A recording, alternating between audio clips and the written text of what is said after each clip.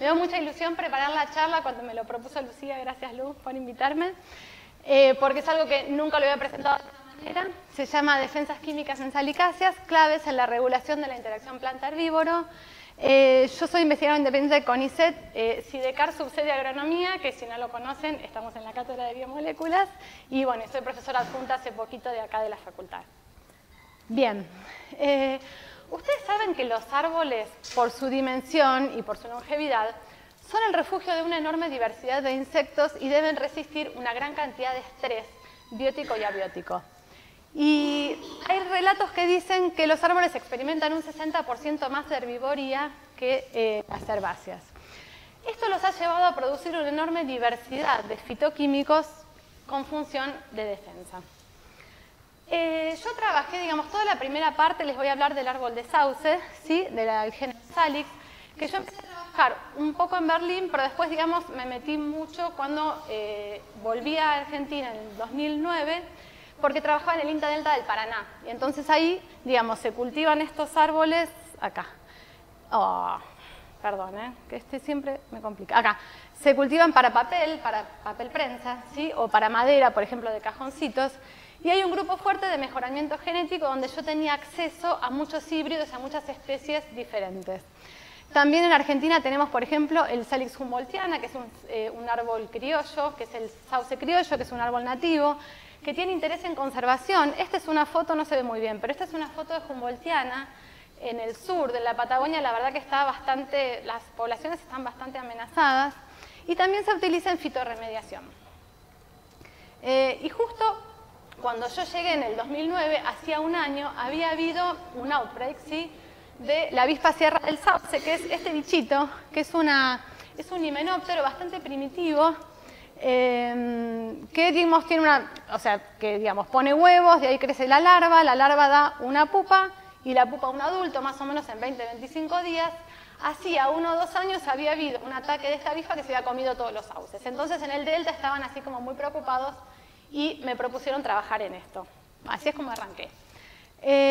Ustedes se pueden imaginar que para un pequeño insecto el canopeo de un árbol no es un hábitat precisamente homogéneo y predecible, sino un ambiente más bien heterogéneo y hostil.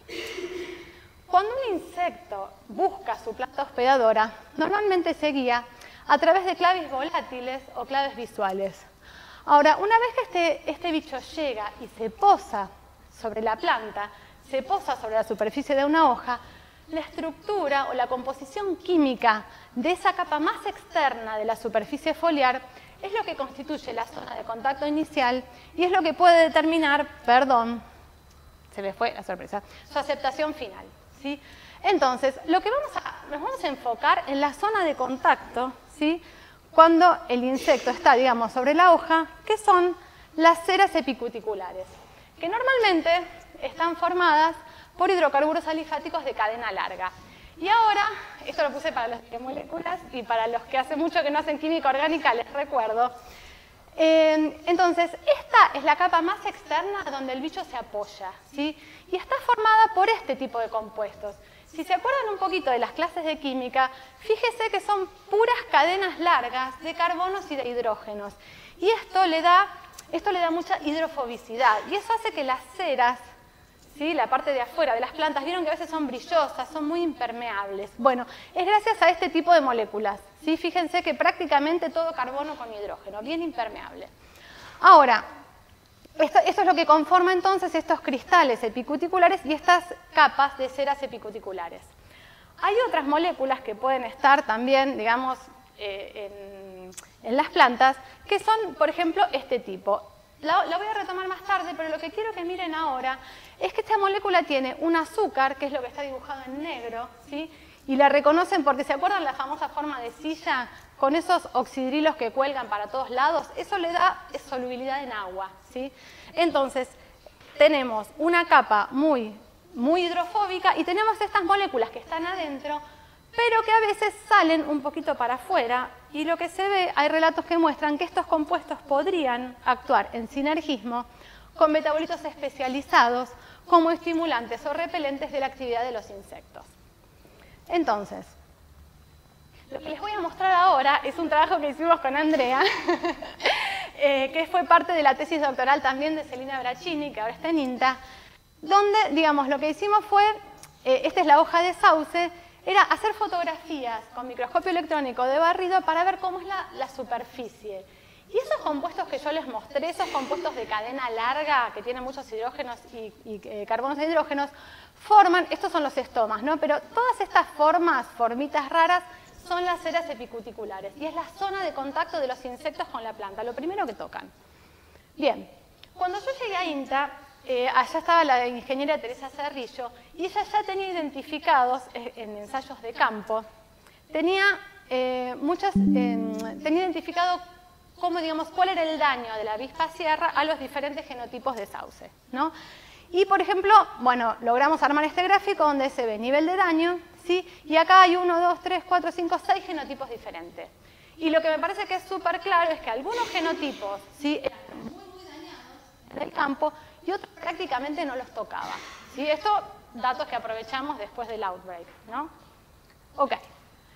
Entonces, lo primero que hicimos con Celina para su tesis fue decir, bueno, ¿será que esto lo podemos repetir en el laboratorio? Entonces, nos llevamos los mismos genotipos, esto lo plantamos en INTA Castelar, hicimos esto, es lo que se llaman ensayos de selección múltiple, que son muy sencillos, es una cajita donde yo le doy un saucecito de cada uno y pongo el bichito y lo dejo poner huevos. Lo que encontró Celina, ahí está, es que estos eran los datos de, ¿cómo se llama?, de Teresa. Lo que encontró Celina es un patrón muy parecido en cuanto a oviposición de lo que Teresa había mostrado en el campo. Entonces, si este era el más consumido en el campo, era donde más huevos ponía. El menos consumido en el campo, donde menos huevos ponía. Perdón que tengo acá, ¿no? Entonces, ahora necesito que retengan dos nombres. Mayor daño y oviposición en Salix nigra, ¿sí? Y mayor daño, y menor, perdón, daño y oviposición, marcado en azul, en Salix viminalis.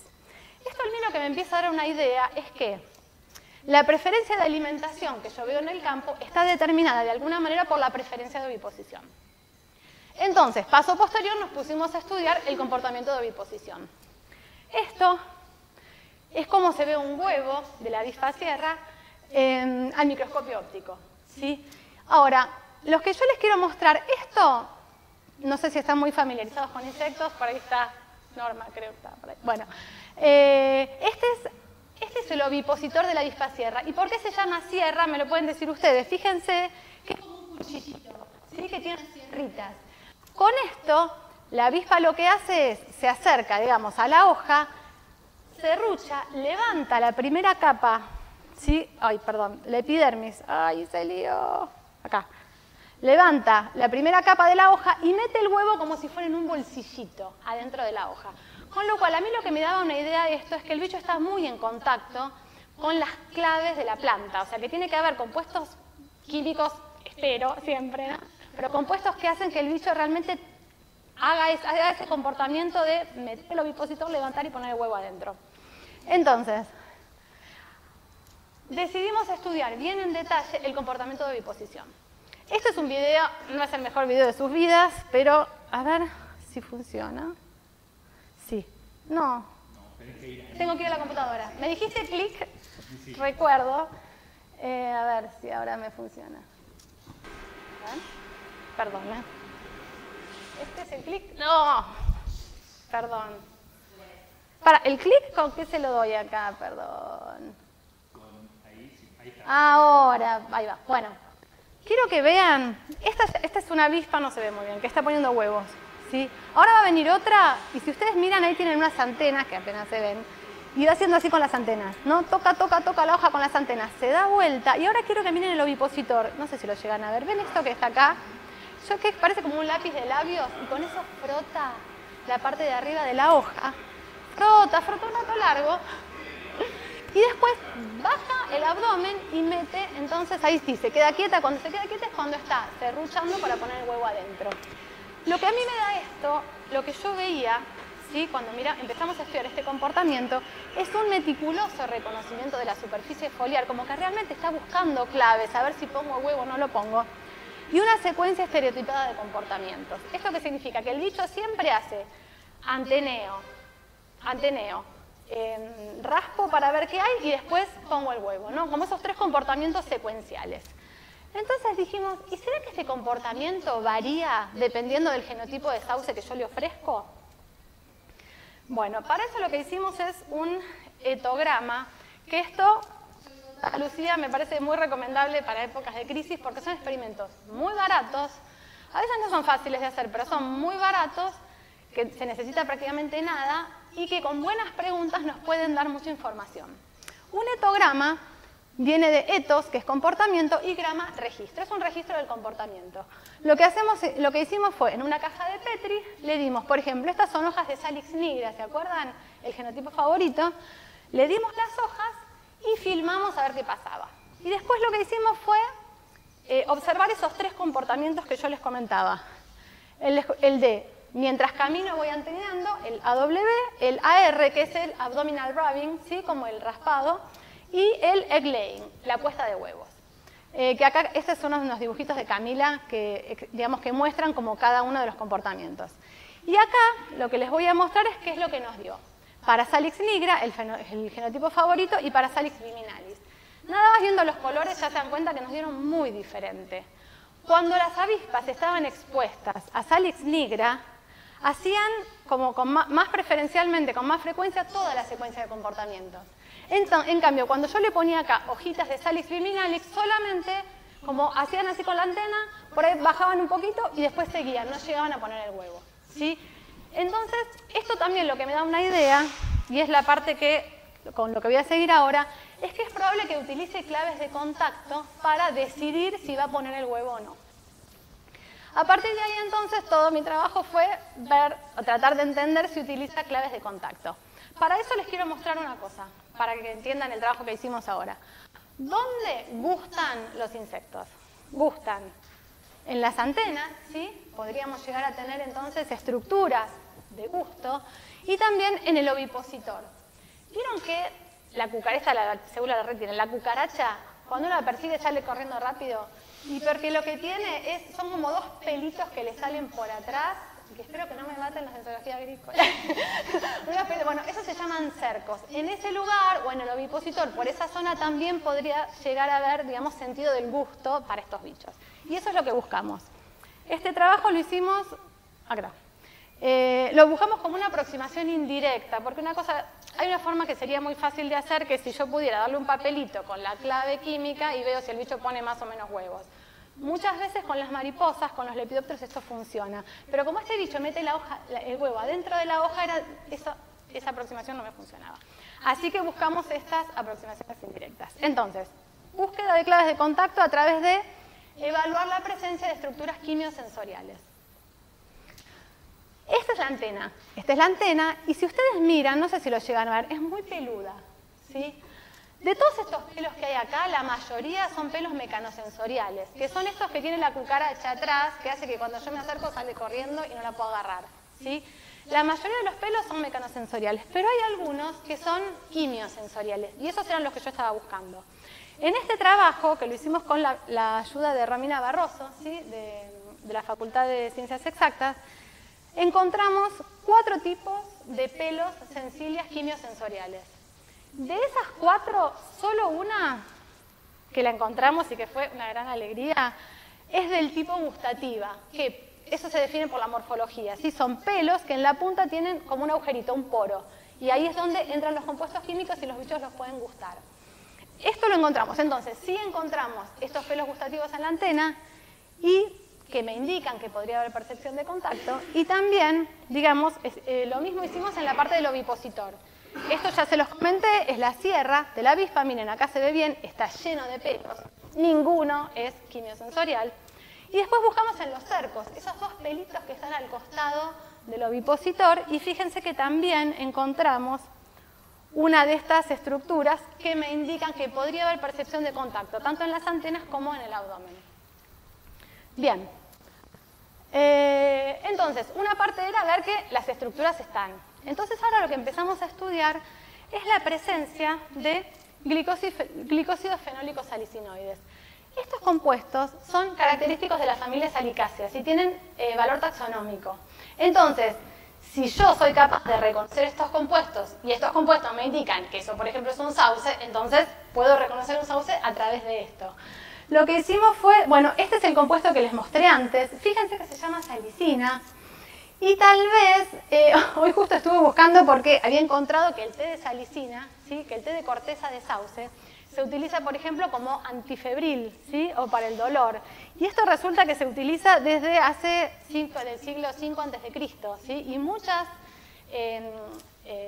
poblaciones en el mundo, o sea, los egipcios lo usaban, los sumerios lo usaban los griegos, o sea, realmente muy, muy extendido, porque, bueno, el sauce es un muy extendido. Bueno, ¿cuál es el principio activo antifebril? La salicina. Y de la salicina es donde sale la famosa aspirina, ¿sí? Bueno, entonces, ahora la salicina no es el único. La salicina, hay una familia de compuestos que le llamamos glicósidos fenólicos salicinoides, que fíjense que son parecidos a la salicina, ¿no? Lo que está en negro y azul y verde, está en negro y verde en todas las figuras, y todas las cositas que le cuelgan son variaciones de la misma molécula. Entonces, yo quería medir estos compuestos, son muy polares, por todo lo que les expliqué antes, entonces no los podía medir con el GC masa que yo tenía, y la verdad es que, nada, estaba como loca que los quería medir. Y en un congreso, y además una cosa que yo sabía de literatura, es que estos compuestos, por supuesto que en el árbol están porque tienen un fuerte efecto antiherbívoro.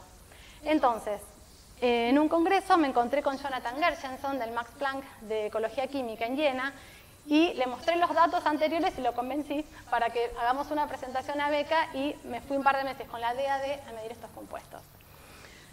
Bien, allá entonces en Viena, Camila Dávila, que es parte de su tesis también, me había preparado todos los extractos, y Michael Reichelt, el técnico, me ayudó entonces a analizarlos. Y lo que encontré, recuerdan ahora de vuelta, ¿no? Teníamos Salix nigra, que era el favorito, y Salix viminalis, el que no le ponían huevo. Lo que encontré también, salté de alegría, porque lo que encontramos era que este tipo de compuestos, salicina, salicortina y tremulacina, solo estaban presentes en Salix nigra y estaban ausentes en Salix viminalis, que era el compuesto que, ¿cómo se llama? El árbol donde el bicho no pone huevos. Entonces dijimos, bueno, estos compuestos solo están en las hojas preferidas. Estos son los compuestos que le indican a la avispa sierra, esto es un sauce, y por eso pone huevos preferentemente ahí.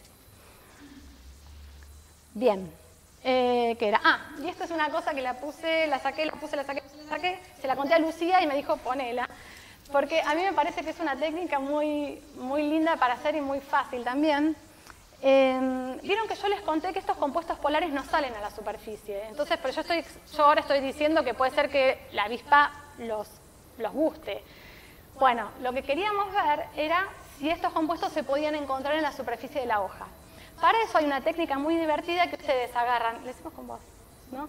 Agarran una hoja, ¿sí? Y fíjense acá, les estoy spoileando acá. Agarran una hoja, la pintan con goma arábiga, como si fuera cuando nos pintamos la mano con plasticola, ¿sí?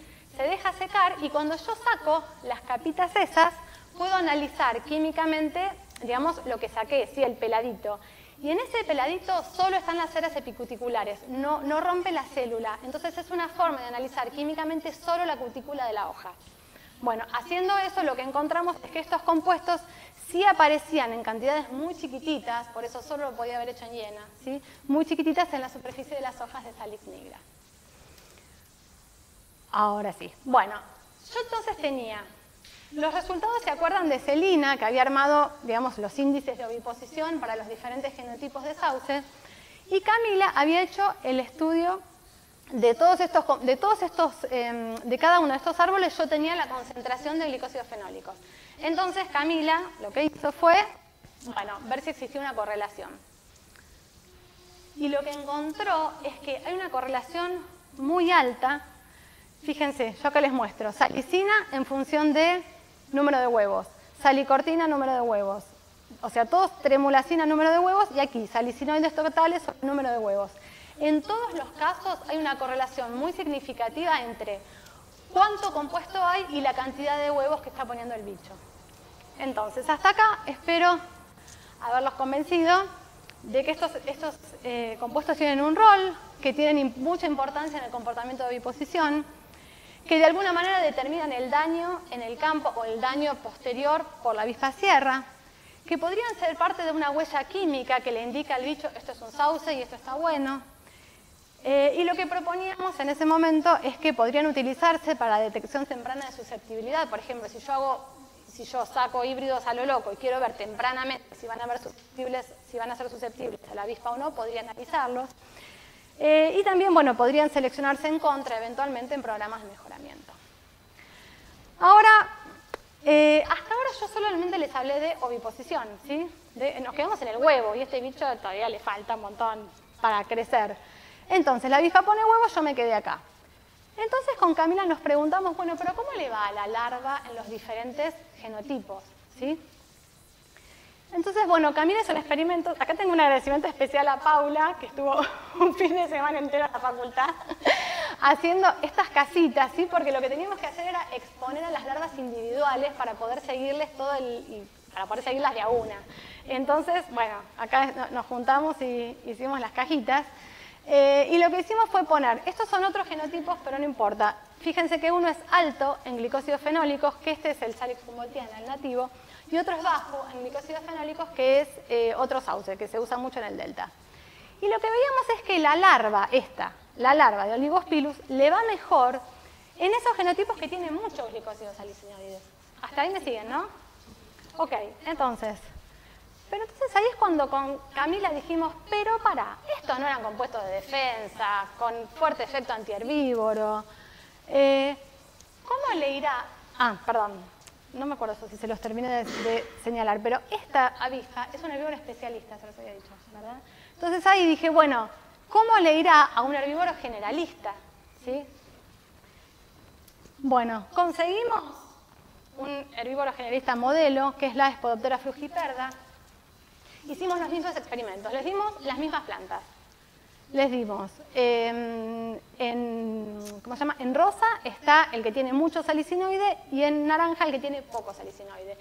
Y si ustedes se fijan, los datos son exactamente lo contrario, ¿sí? Acá está la medida del larval, fíjense, este era el con el que tiene poco salicinoide y este es con el que tiene mucho salicinoide. Y mira, para supervivencia se morían a lo loco cuando tenía mucho salicinoide, la biomasa larval bajísima y el área de foliada muy bajita también. O sea que me da exactamente lo contrario que me daba con el insecto especialista. De acá, entonces, lo que nosotros proponemos es un doble rol de estos glicósidos fenólicos salicinoides. Para un herbívoro especialista pueden ser claves de oposición e incluso estimulantes de la alimentación, pero para un herbívoro generalista pueden transformarse en repelentes, deterrentes o incluso tóxicos. Y aquí llegué a la segunda parte de la charla. ¿Estoy bien con el tiempo? ¿Alguien está midiendo? Perfecto, gracias. Bueno, ¿estoy hablando muy rápido? Va, bueno. Entonces, no, yo porque necesito ahora que tengan en mente lo último que dije para contarles esta como segunda parte. Estos compuestos, ¿sí? Yo en mi búsqueda de quién me puede ayudar a medirlos, porque siempre me trababa con el mismo problema, justo aparece una posibilidad de presentarnos a becas Fulbright.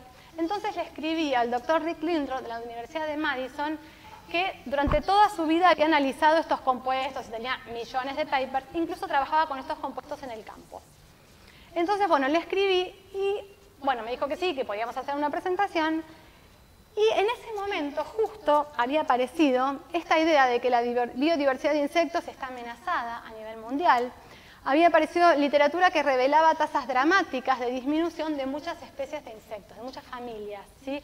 Sobre todo mediciones de largo plazo en Estados Unidos y en Europa.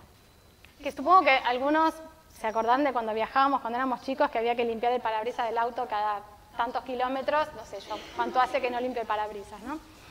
Bueno, entonces con esto en la cabeza, justo en ese momento, digamos, había salido muchísima literatura que hablaban del, fíjense, del insectagedón, el armagedón ecológico, el apocalipsis de los insectos, ¿no? Y se hablaba del death by a thousand cats, o sea, de causas múltiples para esta disminución de la diversidad de insectos. Pérdida de hábitat, contaminación, cambio climático, invasiones biológicas. Entonces Rick me propone trabajar con este marco. Él me dice, mira, un factor importante de la disminución de la biodiversidad son las invasiones biológicas. Hay muchos mecanismos posibles para saber cómo un insecto invasor afecta a los insectos nativos. Mecanismo muy sencillo, digamos, sería competencia directa por el recurso, ¿no? Los dos queremos comer de lo mismo. Otra posibilidad es el impacto indirecto de la aplicación de pesticidas. O sea, me aparece un insecto invasor, yo le tiro insecticida y se mueren todos los de alrededor. Pero un efecto mucho menos estudiado que había sido propuesto son los efectos de legado. Es un herbívoro invasor puede alterar la composición química de la planta en detrimento de insectos herbívoros que se alimentan posteriormente. Era como un efecto más indirecto, ¿sí? Entonces, aquí es donde... Ay, perdón, acá. Nosotros nos focalizamos, digamos, en esta pregunta. El sistema de estudio que propusimos fue el álamo temblón, Populus tremuloides, que también es una salicácea que está llena de glicósidos fenólicos salicinoides, o sea, los mismos compuestos importantes. Sabemos que la interacción con insectos está mediada fuertemente por estos compuestos, había sido el trabajo de Rick de toda la vida.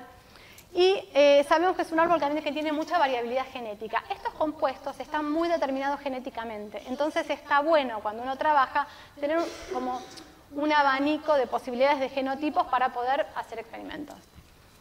Entonces, trabajando con el álamo y teniendo en mente, en la cabeza, a una mariposa, en realidad es una polillita, una polilla nativa, que es la segunda polilla más grande que hay en Estados Unidos, es una polilla enorme, preciosa, que es nativa y que es generalista, nativa de los bosques de Estados Unidos, que aparece a fines del verano. Entonces dijimos, bueno, ¿cuál será el efecto de... Perdón, que estoy con esto mirando porque me hago lío con el coso. ¿Cuál será el efecto de tener la actividad de una polilla invasora, que en este caso es Limantria dispar, que aparece a mediados de la primavera, que luego desaparece y que entonces en el verano me aparece la nativa? Entonces lo que queríamos buscar era este efecto de legado a través de cambiar las defensas del álamo temblón. Bueno, este era lo que lo ligaba. Tengo tanta suerte que esta es la Arlington Agricultural Station donde ellos trabajan. Estos tienen unos bosques espectaculares de álamos. Este, por ejemplo, tiene 500 genotipos diferentes. Es una locura. Y además plantados especialmente para hacer experimentos. La verdad que es muy lindo. Cuando esto, digamos, así se veía el campo donde yo tenía que trabajar en mayo 2021. Y ahí sí voy. Tengo tanta suerte que cuando llegué, estaba así. Había habido un ataque fatal de la polilla Limantria dispar que se había comido completamente todo el bosque. No excepción que quedaban 2 genotipos súper resistentes y nada más, no quedaba nada. Entonces yo llego en junio con todos mis experimentos planeados y me volví loca porque yo dije, si esto rebrota, tengo el experimento natural perfecto. Entonces pasaba, cada 2 o 3 días pasaba a ver si estaban rebrotando las hojitas. La cuestión es que para julio 2021 yo ya tenía todo seteado y los árboles estaban completamente rebrotados. Ahí fue lo de tengo tanta suerte. Completamente rebrotados. Entonces planeamos el experimento, un poco diferente del original, pero me parece mucho más copado, donde conseguimos entonces, este es el sitio que le llamamos defoliado, el que les acabo de mostrar, y habíamos conseguido un sitio con, miren, pues son 2 bosques experimentales, los 2 cerca de Madison. Más o menos los 2 sitios tenían 10 años de edad y estaban a una distancia de 6 kilómetros uno de otro. El árbol era Populus tremuloides, el mismo, y varios genotipos. Logré conseguir los mismos genotipos en los 2 bosques y además sabíamos, por trabajos previos de Rick, que estos 2 bosques tenían niveles similares de estos compuestos en años anteriores. Entonces, planeamos 2 preguntas, 2 objetivos. El primero sería el objetivo de fitoquímica, bueno, investigar si luego de la defoliación se producía un cambio en la producción de los compuestos de defensa. Para eso lo que hicimos fue monitorear la producción de estos compuestos glicósidos fenólicos salicinoides, que espero que ya para el final de la charla se acuerden el nombre. Y el segundo objetivo, o sea, primer objetivo, ¿no? Acá, el bicho a la planta. Segundo objetivo, el efecto sobre el herbívoro natívoro. Era explorar el potencial efecto de legado sobre la mariposa nativa Polyphemus y para eso hicimos ensayos. Entonces voy con el primer objetivo. Muy sencillo. Era seleccionar los genotipos, recolectar hojas en el campo, llevarlas al laboratorio, hacer los extractos y pasarlos por el UPLC. Bueno. Esto lo hice con la ayuda del técnico. Chicos, acá se ve muy sonriente. Era un ogro el técnico. Mientras yo trabajaba en el laboratorio se me ponía así y me ponía re nerviosa. pero la verdad es que era un químico súper exacto que no se me podía pasar nada. Bueno, con la ayuda de Mark, entonces lo que hice fue, nada, hacer los ensayos. Esto que les muestro acá es la concentración de glicósidos fenólicos salicinoides en función del tiempo. Fíjense, esto es julio 2020, por algo yo les cuento que me fui a lo de Rick, que tenía mediciones de todos los años y de todos los meses, o sea, esto era el año anterior. Mayo 2021, la foto que les mostré, junio 2021, antes del outbreak, y esto es julio 2021, después del outbreak. Y lo que se ve que es clarísimo es que los glicósidos en todos los genotipos, acá hay 8 genotipos diferentes, en todos los genotipos se incrementó el nivel de glicósidos fenólicos. Especialmente, quiero que vieran algo ahora, bueno, el incremento en promedio fue de 8,4 por, o sea, aumentaron un montón. Y quiero mostrarles algo para que lo tengan ahora en la cabeza. Ay, perdón, no era esto, era esto. Este que está acá en rojo es uno que le llamamos SAU3, es el nombre del genotipo, que ya era alto de entrada, ¿sí? Incluso aumentó, pero ya de entrada era muy alto, es una concentración de 8%, es altísima. Y este otro, PI12, es uno que arranca abajo y sube un montón. Y quiero que le pongan un ojo a este porque ahora cuando vean los resultados van a ver que es espectacular. Bueno, entonces, lo que sí les puedo decir entonces es que, acá, es que luego de la defoliación aumenta la toxicidad del canopeo, ¿sí? Lo que yo veo es que todo aumenta, o sea, yo me puedo imaginar un paisaje tóxico que aparece después de la defoliación. Ok, voy con el segundo objetivo, el efecto sobre el herbívoro nativo, parte 2. Y estas fotos se las traje porque me parecen hermosas. Esta es la mariposa que yo les contaba. Rick había comprado las pupas, entonces cuando yo llegué teníamos que esperar que nazcan los bichos. Cuando nacen son así. Después lo que hacíamos era poner a las hembras en jaulas y las dejábamos pasar toda la noche en la jaula, mientras esperábamos que algún macho de la naturaleza sea atraído por esa mariposa. Los encontrábamos siempre infraganti en cópula a la mañana siguiente. Luego llevábamos la hembra al laboratorio, esperábamos que ponga huevo, que los huevos nazcan, estas son las larvitas chiquitas, y que las larvas empiecen a crecer. Yo hacía los experimentos en el laboratorio con la larva 3, recién emergida, ¿sí? Y medía supervivencia, crecimiento, cuánto comen, bueno, lo que te medía eso. Y usé para esto 5 genotipos diferentes. Esto es un avance de los resultados que fueron espectaculares. Esto, fíjense, es cuando yo le daba de comer una hoja que había traído del bosque no defoliado, digo, del bosque control.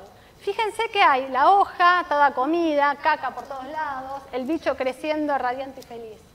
Cuando yo le traía hojas para comer que eran del bosque que había sido defoliado, del de las hojas rebrotadas, miren, esto es, la verdad que los experimentos eran muy claros. Fíjense, los bichos hacían poca caca, casi no comían, vomitaban, crecían muy poquito, era horrible. O sea, muchos de ellos realmente se morían sin comer, se morían por inanición. Horrible, horrible hacer estos experimentos. Bueno, y estos son los datos contantes y sonantes. Yo les muestro acá, tengo miles de datos, pero les voy a mostrar supervivencia y tasa de crecimiento. Fíjense entonces, acá tengo supervivencia y acá son los 5 genotipos. Fíjense que en todos los casos lo verde es el control y el azul es el que había sido defoliado. Fíjense que en todos los casos baja la supervivencia. Al extremo de, la tasa de crecimiento también no baja en todos los casos. Y ahora sí, al extremo de este genotipo, que es el PI12, que yo les mostré antes, fíjense que en este genotipo la supervivencia era normal hasta que después del outbreak prácticamente no sobrevivió ningún bicho. O sea, hubo un cambio... ¡Ay! ¿Hice algo lío yo? No, la pantalla. Ahí está. Perfecto. Bien. Acá. Entonces, fue tan fuerte, digamos, el efecto de la defoliación que este bicho directamente pasó de un 75% de supervivencia a un prácticamente 0. También para crecimiento vemos algo parecido. Y el SAU3, en el que nunca pudieron vivir, porque ya se acuerdan que era el genotipo que de entrada era alto. Entonces acá siempre, yo por supuesto ya había tenido mucho cuidado en seleccionar genotipos variables de entrada, que yo ya sabía por mediciones previas, para tener posibilidad de tener resultados, ¿no? Bueno. Entonces, el consumo de hojas refoliadas redujo la supervivencia y el desempeño de la mariposa nativa. Bueno, y acá, si puedo, les voy a explicar esto que para mí es una figura espectacular. Con todos estos datos, lo trajimos al equipo, a Clay, que es el mago de la estadística, que hizo este análisis de desviación para el modelo de regresión logística, poniendo los datos de supervivencia y los datos de concentración de glicósidos fenólicos. Lo que él hizo, fíjense, esta es supervivencia, ¿sí? Y acá tengo concentración de glicósidos fenólicos. Fíjense que acá era cuando el supervivencia obviamente es sí o no, con lo cual acá arriba están los que sobrevivieron sí y acá sobrevivieron no. Y esta es la línea que me da la regresión logística, ¿sí? De la supervivencia en función de la concentración de glicósidos. Entonces, si encontramos una asociación, y fíjense, esto que está acá es la dosis letal 50. Esto es el número que me dice, a esta concentración de glicósidos fenólicos se me muere el 50% de los bichos. Y una cosa súper interesante ahora, teniendo en cuenta esta línea, es que si ustedes miran, ven estas curvas superpuestas que están atrás, que son una especie de sábanas, la que está en verde es la distribución de la concentración de glicósidos fenólicos para el sitio control, ¿sí? Si ustedes lo miran, acá está la dosis letal 50, está bastante tirado hacia el lado, digamos, seguro, y esta otra es como la parte tóxica, ¿no? Menos el SAU3, que siempre está completamente corrido a la parte tóxica. Ahora, cuando yo hago el análisis de distribución de glicósidos fenólicos, el defoliado del que tuvo que rebrotar, fíjense que toda la curva se corre hacia la parte más tóxica. Entonces, esto a mí lo que me indica es que se estimuló la producción de glicósidos fenólicos en esas hojas después de la herbivoría y que la concentración de estos glicósidos de alguna manera determinó el desempeño de la mariposa nativa. Con lo cual, nosotros creemos con estos datos es que se verifica, ¿sí?, el efecto de legado que estábamos probando. Creo que, bueno, ya casi termino. Entonces, por supuesto, nosotros acá proponemos que esto puede tener un efecto en la comunidad. El álamo en Norteamérica es una especie fundacional. En realidad, sus bosques son de alguna manera hotspots de biodiversidad, de pájaros, de insectos, de mamíferos. Esta defoliación que yo les mostré, que me trae un canopeo completamente tóxico, pueden tener consecuencias que repercutan sobre toda la comunidad de herbívoros, no solamente el que yo estudié. Fíjense que acá hay todos estos que yo les puse acá, hay más insectos y también incluso mamíferos que se alimentan de estos álamos. Yo, por ejemplo, acá en el Delta me acuerdo que con el tema cuando estudiamos las especies, lo que veíamos es que las más altas en glicósidos fenólicos, por ejemplo, no eran favoritas de los ciervos. O sea que también afectan a los mamíferos estos compuestos. Y si ustedes los prueban, son tóxicos, son amargos, ¿sí? Si ustedes prueban una hoja de cada uno de estos sauces, los que tienen más glicósidos son más amarguitos. Bueno, entonces, la defoliación puede generar consecuencias químicas que repercuten en toda la comunidad nativa de herbívoros. Y esto además también podría escalar más arriba, ¿no? Disrumpir las interacciones multitróficas, afectando también a los enemigos naturales de los herbívoros. Creo que con esto, lo que les quería mostrar acá, por eso lo puse, era que recuerden este resultado, ¿no? Donde yo tengo uno que de ser no tóxico se tornó completamente tóxico, ¿no? Entonces, digamos, esto nosotros pensamos que sí puede tener una escalada, digamos, a toda la comunidad de herbívoros de la comunidad.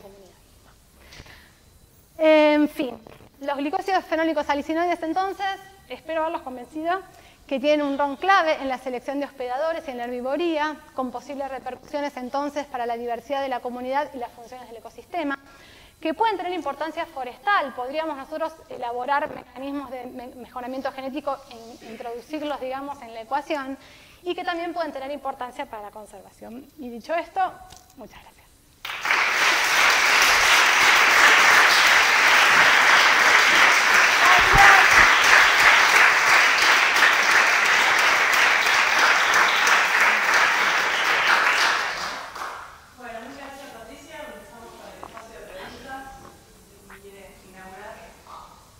El ánimo por lo menos. Me encantó la presentación, buenísimo. Gracias.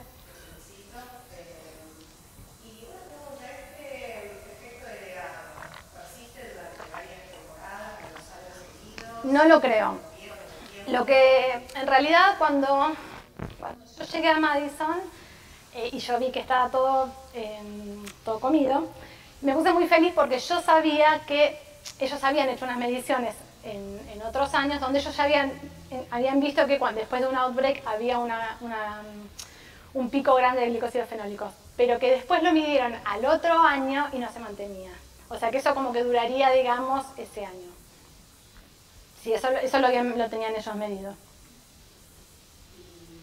¿Tienen alguna idea de cómo está regulando esto a nivel molecular, si hay cambios genéticos? En realidad está un poco ligado a si esto es un efecto muy persistente en el tiempo.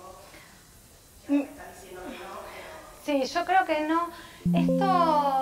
Yo la verdad es que de todo lo que es en fisiología vegetal se me escapa. Por ahí Jorge sabe más, no sé. Pero lo que sí, estos compuestos en particular, para trabajar en inducción nunca fueron muy interesantes porque tienen una base muy genética. Entonces, en general, digamos, son fáciles de trabajar porque constitutivamente, digamos, tienen una base muy genética, entonces o es alto o es bajo. Y la manera por ahí de jugar con eso es armar híbridos, suponete. Así que yo creo que mucho no, porque si vos le das, por ejemplo, si vos lo inducís un poquito, por ahí cambia un poquito, pero no mucho. Por eso la verdad que lo que estuvo buenísimo este trabajo es haber tenido un efecto tan fuerte. Justo el otro día, ¿vieron que el otro día vino Sam, el chico que dio un seminario acá? Bueno, él resulta que también trabajó en esto y resulta que también me mostró sus datos de glicósidos fenólicos porque yo no sabía nada, trabajó con Rick. Y él mostró, por ejemplo, que otro episodio en el que estos compuestos suben muchos es después de un fuego. ¿No? O sea, por eso, como realmente tiene que ser un estrés muy, muy grande para que se muevan. Si no, no son tan movedizos. No es como los volátiles por ahí que suben, bajan, u otros compuestos. Estos son más constitutivos. No sé si contesté.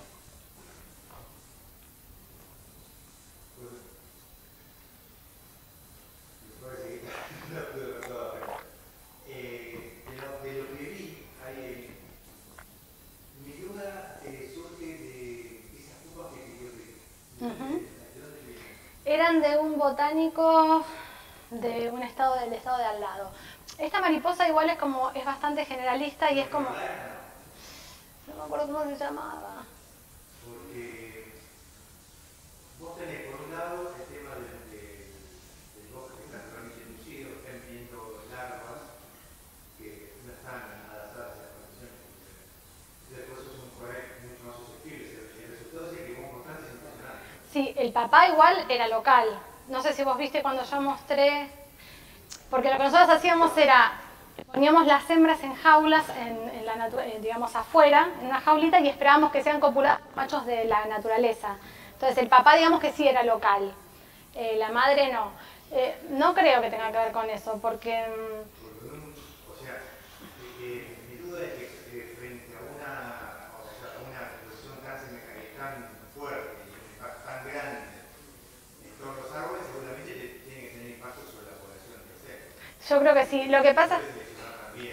Sí, lo que pasa es que yo creo que es un poco lo que decía ella, que no es algo tan común. O sea, en realidad, por eso te decía, un fuego o esto, digamos, en principio para estos compuestos tiene que ser un sacudón muy grande para tener semejante cantidad de, digamos, de un canopeo tan tóxico, porque además afectó a todos los genotipos, o sea, todos subieron un montón. Es un poco localizado. Y relocalizado. Si a 6 kilómetros tenías un bosque Sí, de control. sí, súper localizado, sí, es verdad. Sí, así que no creo que sea, digamos, que tenga tanto que ver con esto. Sí. Muy linda la presentación. Gracias. En el primer caso, Sí. los estadistas pensaban si estaban los compuestos y ponían los huevos ahí.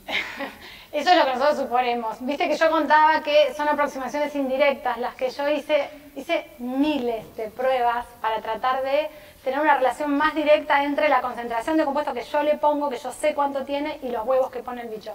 Esos experimentos me fallaron siempre. Cada puesta terminarían comiendo justo la planta que más de estos muchos tiene. Sí, claro, es que es así. Bueno, es que es así. Las larvas terminan comiendo la planta, digamos, más tóxica. Lo que pasa es que hay una cosa que no comenté. Estos compuestos, digamos, son, como les decía, son muy, muy típicos de sauce. Y muchos de los insectos especialistas de sauce, muchos los aprovechan. Entonces yo no pude encontrar nada tan interesante en estos, pero hay otros, por ejemplo, hay unos escarabajos que las larvas secuestran estos compuestos y los usan para defensa. Entonces son esas larvas, viste, que cuando vos las tocas sacan unas gotitas y en la gotita tienen o salicina o algo parecido, o incluso ellos forman sus propios compuestos tóxicos a partir de lo que agarran del árbol. Entonces muchas veces cuando los insectos son especialistas secuestran estos compuestos y los aprovechan para su propio beneficio. Lo busqué. Sí. Hice un experimento horrible con Norma, horrible, que lo que hacíamos le dábamos larvas que se habían alimentado del más tóxico y larvas que se habían alimentado del otro y se los ofrecíamos a unas hormigas carnívoras asquerosas que las hicieron pelota y no les importó nada. El ambiente, los parasitoides, ese ambiente es un ambiente pobre en empresas. Y entonces eso puede ser, sí. Yo igual creo para mí que algo, pasa que cuando le hicimos el experimento con Norma elegimos un carnívoro muy agresivo, digamos. Yo creo que si hubiésemos logrado hacer este experimento con parasitoides o con bichos un poco más selectivos, para mí nos tenía que haber dado. Y estuvimos haciendo unas pruebas, no me acuerdo si al final algunas las analicé, que queríamos ver si a las larvas, cuando vos las extraías, si la larva seguía manteniendo estos compuestos. El tema es que estos compuestos también, hay muchos bichos que tienen la capacidad de degradarlos. Hay papers que se hicieron en Jena que es toda la degradación de estos compuestos, entonces otras veces los bichos especialistas lo que logran hacer es degradarlo rápido y ya está, y se lo pueden comer tranquilamente. Sí. Marina, sí, un poco relacionado con esta pregunta. ¿Pensaron si esos ácidos salicílicos o esos glucosos generan alguna acción calmante que la glucosa está sufriendo al No lo había pensado. no No lo había pensado. ¿No pensaron así, tipo, de ponerles un poquito y ver si empiezan a actuar sobre... No lo había pensado. Igual esto que vos decís romper la pared cuando ponen el huevo, Claro, entonces hicimos... ese acto les está calmando algo. Hicimos un experimento con Celina, vieron que yo les mostré la sierra. Entonces dijimos, habíamos encontrado en algún lado que de usarla mucho la sierra se les podía gastar. Entonces hicimos un experimento comparando la sierra de una avispa recién nacida y la sierra, es indirecto con lo que vos decís, ¿no? Y la sierra de un bicho que había puesto 60 huevos. Y nada, la sierra estaba perfecta. No, o sea, por lo menos en ese lado no tiene mucho desgaste. Pero no sé. No sé. No es fácil trabajar en dolor en insectos tampoco. Sí se le podría aplicar, ¿no? Sí. Lo que pasa es que nunca lo vas a aplicar en una concentración en la que ellos que estén expuestos. Como yo les contaba, me costó mucho hacer las mediciones que yo les contaba que pelábamos la hoja. Esas mediciones químicamente eran un poquitito, o sea, solamente en Jena lo podía haber hecho de ver los poquititos de salicinoides que estaban ahí en la superficie. Sí, sabemos la duda de va a estar todo la cocina sobre el quilombo, pero con esto que contaba recién, que hicieron un retiro de películas, Sí. probaron suplementar las hojas con extractos. Intenté todo. Intenté agarrar la hoja de Viminalis y ponerle extracto de nigra. No me funcionó. Intenté agarrar una hoja de Viminalis, ponerla en, esto lo hice en Jena porque necesitaba mucha cantidad, poner en el agua la salicina y ver si la chupaba. Y la logró chupar. O sea, yo ahí podía tener hojas de Viminalis altas en glicósidos, pero no tenía avispas para probar ahí. Y esos experimentos nunca los seguí.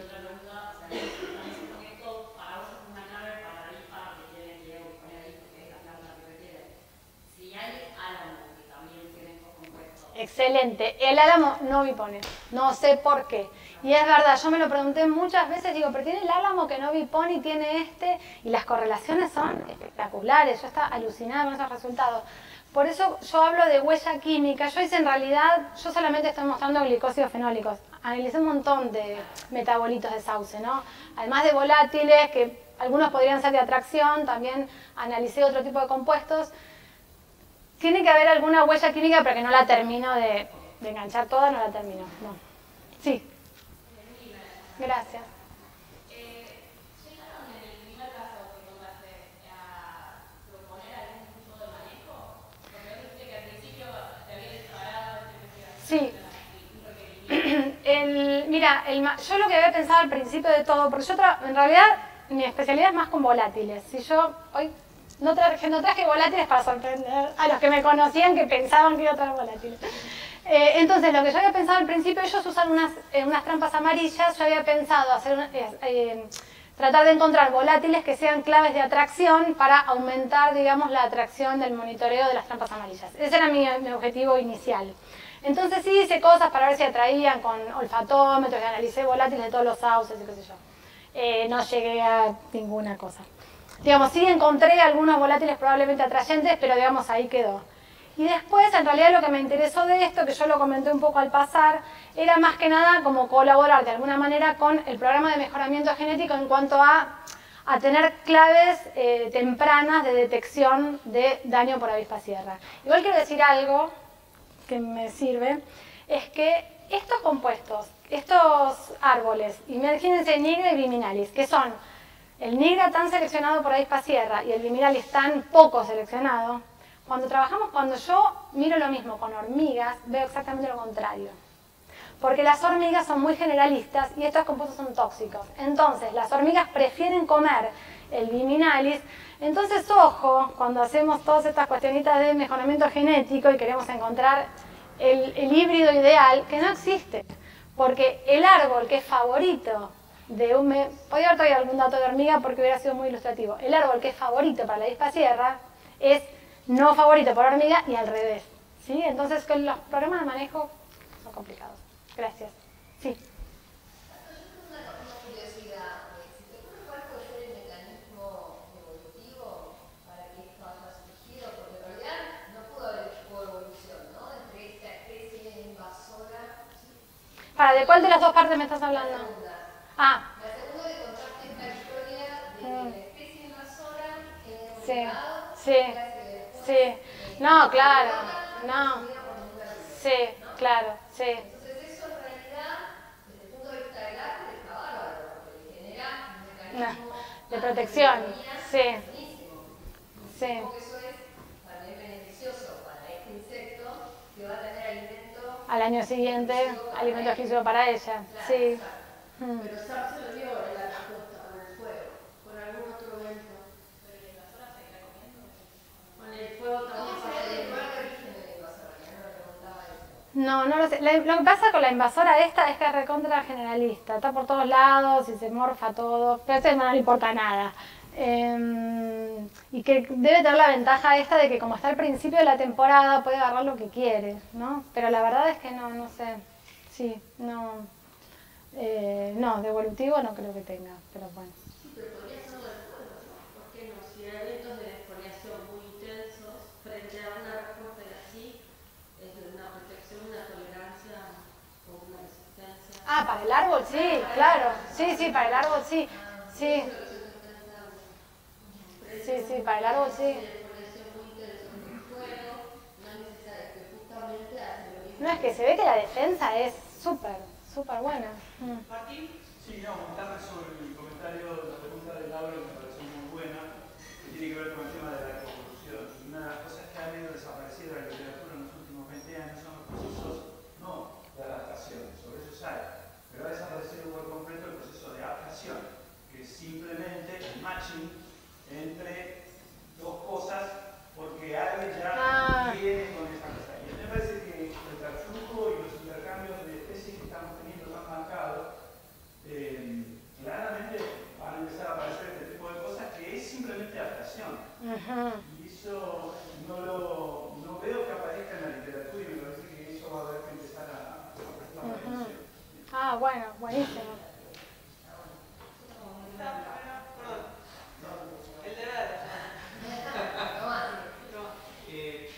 pregunta. Este insecto generalista, Sí. ¿tiene algún mecanismo que se haya visto que facilite la digestión? ¿Limantria? Claro. Por ejemplo, ¿hace Sí. simbiosis con algún microorganismo? Ah, no lo sé. Es un bicho, ¿vos sabés algo de Limantria, Jorge? Jorge es así, como siempre es como mi biblioteca ambulante, Jorge. Quizás podría ser una interacción entre una mejoría del genoma tanto del microorganismo que ayuda a la digestión como el insecto Igual fíjate que lo que se comió Limantria, digamos, no era lo tóxico, era lo anterior, que estaba buenísimo, ¿no? Entonces, digamos, eso la otra también le hubiera ido bien. Por eso me gustó mucho este gráfico que yo les mostraba, que tiene como esas dos montañas y que tiene, ¿no? La distribución de concentraciones y cómo todo se corre hacia la dosis letal 50 más para arriba. Entonces, como que al principio estaba todo bien, digamos, para comer eso, y la mayoría de los bichos que hubieran sobrevivido en ese, bueno, por ahí dejan de sobrevivir en después de la defoliación.